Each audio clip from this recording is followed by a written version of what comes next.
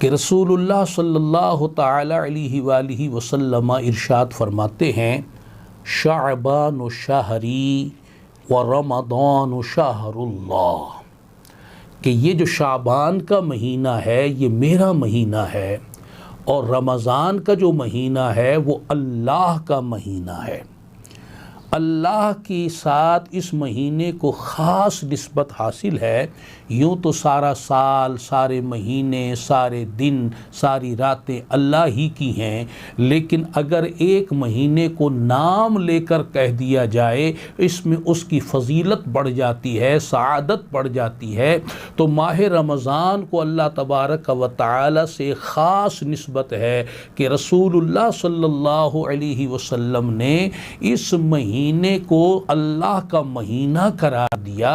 अब वो लोग जो अल्लाह से मोहब्बत रखते हैं, अल्लाह की बंदगी का शौक़ रखते हैं, अल्लाह तबारक व तआला का कुर्ब पाते हैं, तो वो जब माह रमज़ान आता है, अल्लाह का महीना दुनिया में आता है, तो उनकी तवज्जो और बढ़ जाती है अल्लाह ताला की बंदगी की तरफ, अल्लाह ताला का कुर्ब पाने की तरफ, कि इस महीने में अल्लाह की रहमतों का खूब नुज़ूल होता है। रहमत के दरवाज़े, आसमान के दरवाज़े, जन्नत के दरवाज़े बंदों के लिए खोल दिए जाते हैं, दुआएं कबूल होती हैं, इबादात मकबूल होती हैं। तो ये अल्लाह का महीना है। मत भूलें कि हमारे दरमियान इस वक्त जो महीना आया हुआ है वो अल्लाह ताला का महीना है, अल्लाह ताला का सफ़ीर है। अल्लाह तबारक व तआला का ये महीना हमारे दरमियान मौजूद है। इसकी कद्र करना, इसकी ताज़ीम करना, इसमें ज़्यादा से ज़्यादा अल्लाह की इबादत करना,